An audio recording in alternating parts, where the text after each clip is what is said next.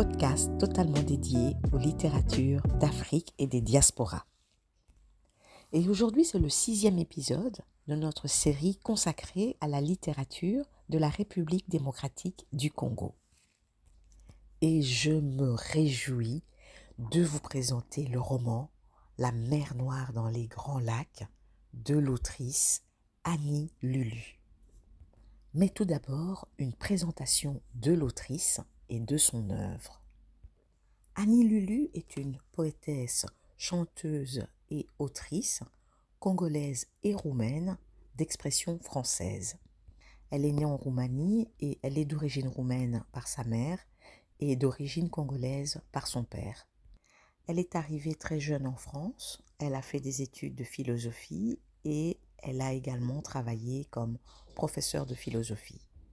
Son œuvre compte 2 romans. En 2021, elle publie La mer Noire dans les grands lacs, roman que je vais vous présenter tout de suite.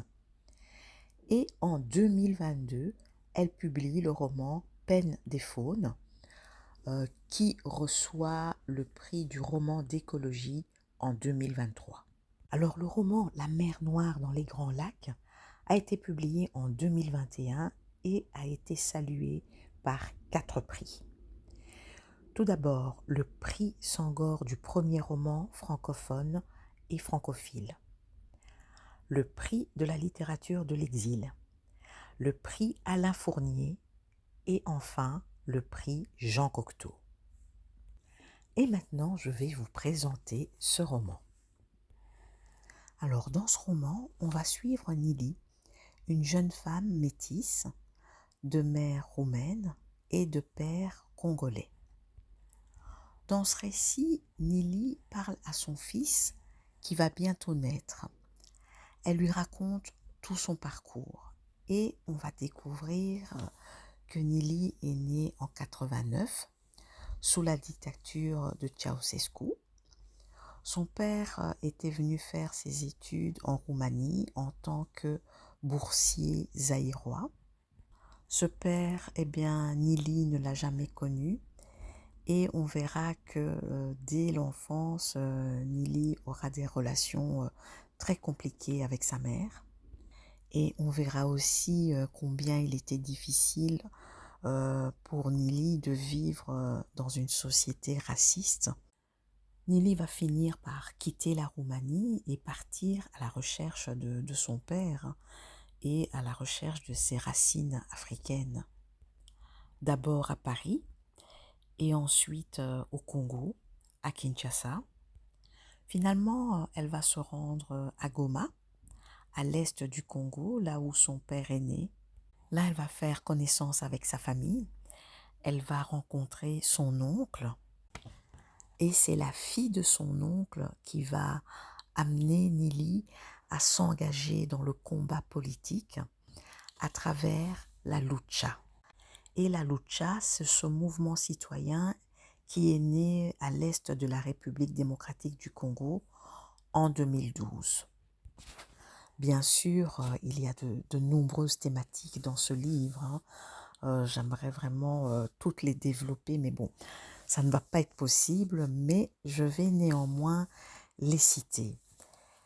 Alors, l'absence du père, les relations mère-fille, la maternité, la différence, l'engagement dans des causes justes, le racisme, la quête identitaire, les dictatures, roumaines et zaïroises, la double culture, le métissage, et vraiment cette thématique, je trouve qu'elle est parfaitement illustrée déjà avec le titre.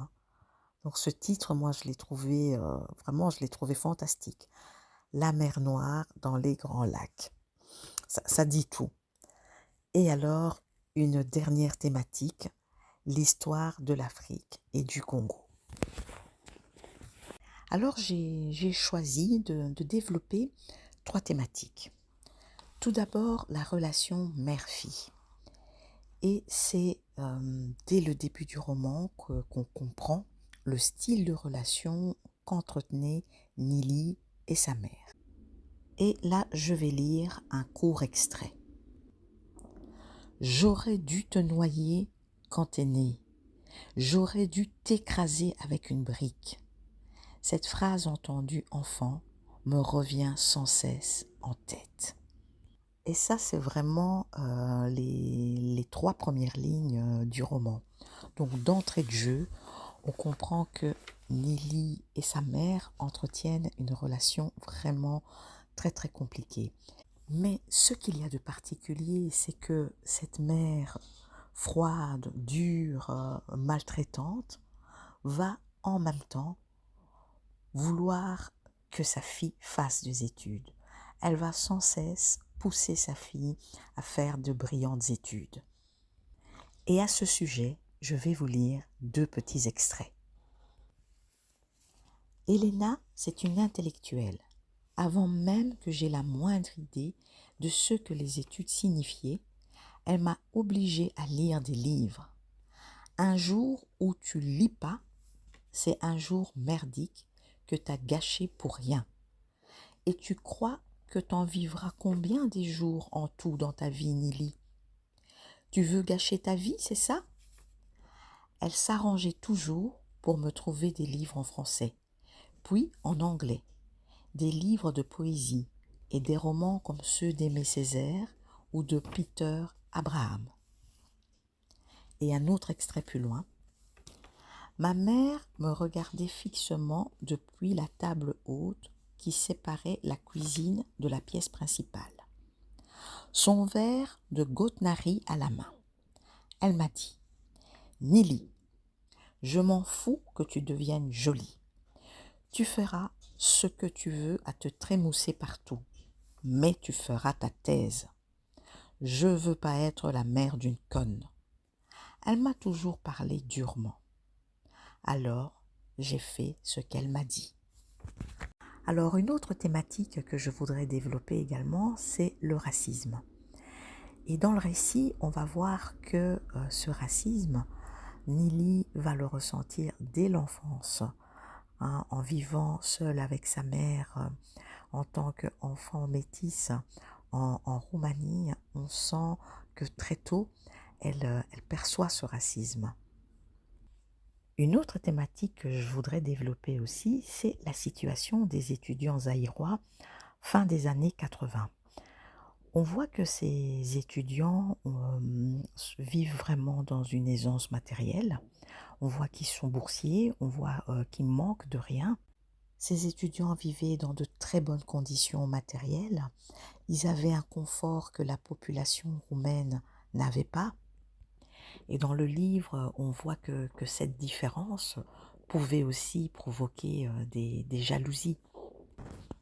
Je vais vous lire un extrait qui regroupe les deux thématiques, hein, donc le racisme et la situation des étudiants zaïrois.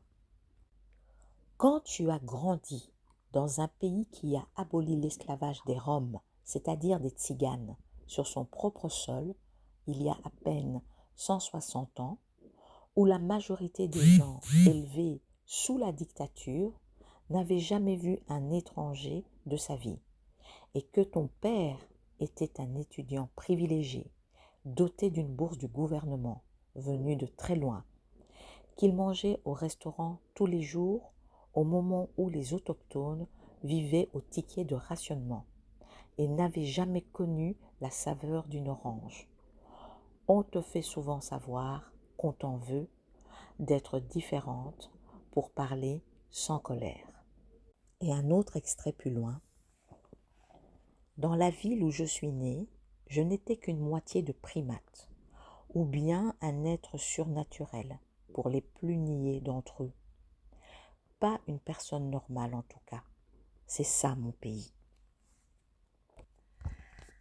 Alors pourquoi il faut absolument lire ce livre?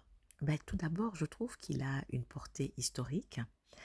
Oui, en effet, Nili, en allant à la recherche de son père, elle va découvrir l'histoire de l'Afrique et du Congo. Et à ce sujet, je vais vous lire un extrait. Et dans cet extrait, on explique pourquoi il y avait, fin des années 80, des étudiants zaïrois en Roumanie. À l'époque de ma naissance, c'était encore la dictature. Le grand conducateur faisait venir des tas d'étudiants dans le pays, des Africains, des Égyptiens, des Syriens. Ils venaient apprendre le communisme pour retourner ensuite essayer d'en faire quelque chose de potable chez eux, devenir l'avant-garde éclairée du prolétariat international, les cerveaux de l'égalité mondiale. Enfin, l'idée pour le conducateur, c'était surtout de copiner avec tous les autres grands chefs pharaons qui pouvaient l'aider à renflouer ses caisses vides. Il en avait trouvé un qu'il aimait particulièrement, un maréchal assassin à la tête du Congo, ce pays qu'on appelait Zaïre dans le temps. Ils étaient copains comme cul et chemise. Voilà pourquoi il y avait plein de jeunes Congolais en tribulation périlleuse en Roumanie dans ces années-là. Dans ce livre, bien sûr, on trouve beaucoup d'éléments de l'histoire du Congo, mais on retrouve aussi les héros des indépendances de plusieurs pays africains. On retrouve Thomas Sankara pour le Burkina Faso, on retrouve Samora Machel pour le Mozambique, Kwame Nkrumah pour le Ghana, Amilcar Cabral pour la Guinée-Bissau et le Cap-Vert, et bien sûr Patrice Lumumba.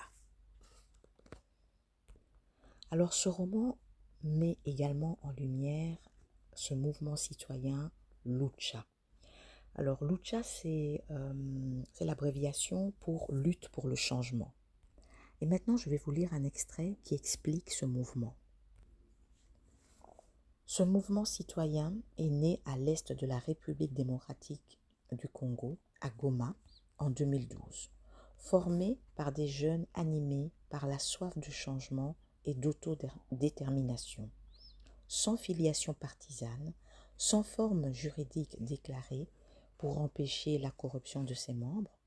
Ces actions directes citoyennes consistent en des manifestations et rassemblements non violentes pour la justice sociale, l'amélioration des conditions de vie, d'hygiène, de travail des Congolais et pour l'autodétermination.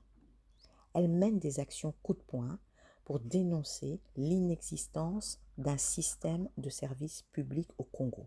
Les militantes et les militants se retrouvent pour organiser eux-mêmes le nettoyage des rues et le tri des déchets, lancent des campagnes pour la baisse du prix des télécommunications qui ruinent la population, pour la distribution d'eau potable aux citoyens, de masques sanitaires, la démilitarisation des milices armées, l'implication de la mission des Nations Unies au Congo contre les massacres, rackets et kidnappings des civils. Alors, autre chose que j'ai beaucoup aimé dans ce livre, c'est le glossaire qu'on trouve dans les dernières pages. Alors, ce glossaire, c'est un glossaire de vocabulaire. Donc, on trouve la traduction des mots roumains, des mots en lingala et en swahili. On trouve une explication des références historiques.